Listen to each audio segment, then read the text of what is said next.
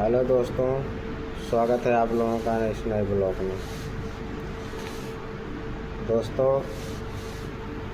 एक बच्चे को अपने माँ बाप को समझने के लिए उसको 40 वर्ष बीत गए।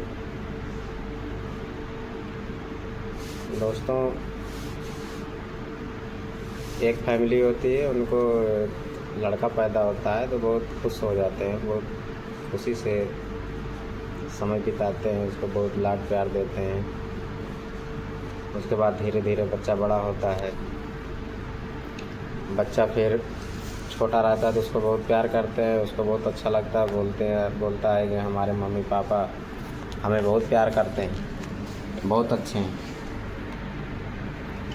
उसके बाद धीरे धीरे बच्चा बड़ा होते रहा, 6 साल का हो गया तो मम्मी पापा सोचे बच्चे का एडमिशन करवा देते हैं। तो बच्चे का एडमिशन करवा देते हैं। उसके बाद बच्चा स्कूल जाने लगता है। तो छोटा था, उसको खाने पीने का सामान देते थे, तो बोलता था कि हमारे मम्मी पापा बहुत अच्छे हैं।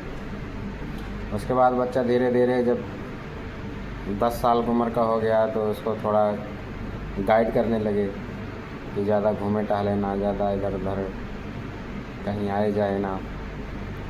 तो उसको थोड़ा संस्कार देने लगे, शिक्षा देने लगे। तो वो थोड़ा चिड़चिड़ाने लगा। कहीं आते जाते समय उसके मम्मी पापा टोके वहाँ मत जाओ, उनके साथ मत घूमो, हमारा गर्दी मत करो, तो उसको थोड़ा बुरा लगने लगा। तो दोस्तों में बातचीत होता था कि आपके मम्मी पापा कैसे हैं, वो बोलता था आपके कैसे हैं। तो लड़का से पूछा गया कि आपके मम्मी पापा कैसे हैं। मतलब ठीक तो है, लेकिन थोड़ा सा चिड़चिड़ापन है, बाकी ठीक है। ऐसे धीरे धीरे समय बीतता गया। फिर 15 साल का हो गया। फिर यार दोस्त के साथ में जाता था, स्कूल ही नहीं जाता था। तो मास्टर जी शिकायत करने लगे कि आपका लड़का तो स्कूल ही नहीं आता था। स्कूल जाता था, रास्ते से बच्चों के साथ घूमते टहलते रहता था। तो आके माँ बाप पूछने लगे कि बेटा कहाँ रहते हो। तो इधर उधर कहानी बता दे, वहाँ गया था, स्कूल तो मैं रोज़ जाता हूँ। मास्टर जी जो है झूठ बोलते हैं। तो मम्मी पापा डांटने लगे। तो फिर सारे दोस्तों के साथ में आए। फिर बोलने लगा आपके मम्मी पापा कैसे हैं। बोले हमारे मम्मी पापा अच्छे हैं, लेकिन बहुत डांटते हैं, अब उनको हम पे विश्वास ही नहीं रहता है। दोस्तों, ऐसे 20 साल हो गया, फिर भी उसका आदत सुधरा नहीं। फिर वो बच्चों के साथ में बियर सिगरेट पीने लगा, बियर बार में जाने लगा, घूमने लगा, पढ़ाई लिखाई नहीं करे।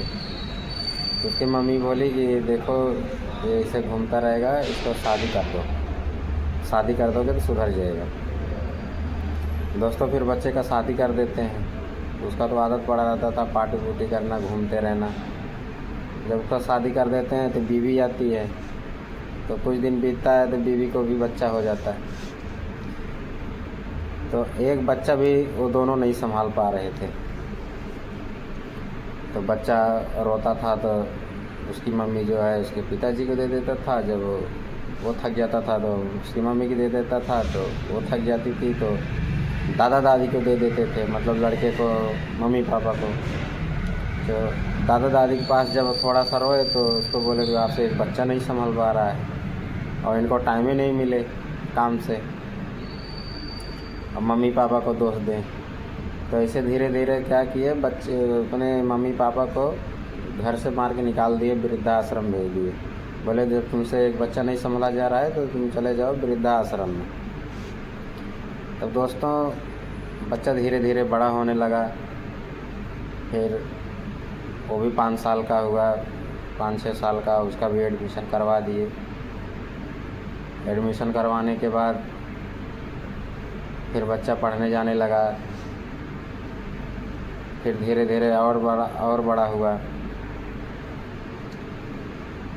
तो जैसे ये अपने मम्मी पापा कदर नहीं करते थे, कुछ बोलते थे गुस्सा हो जाते थे, तो वैसे लड़का भी गुस्सा होने लगा।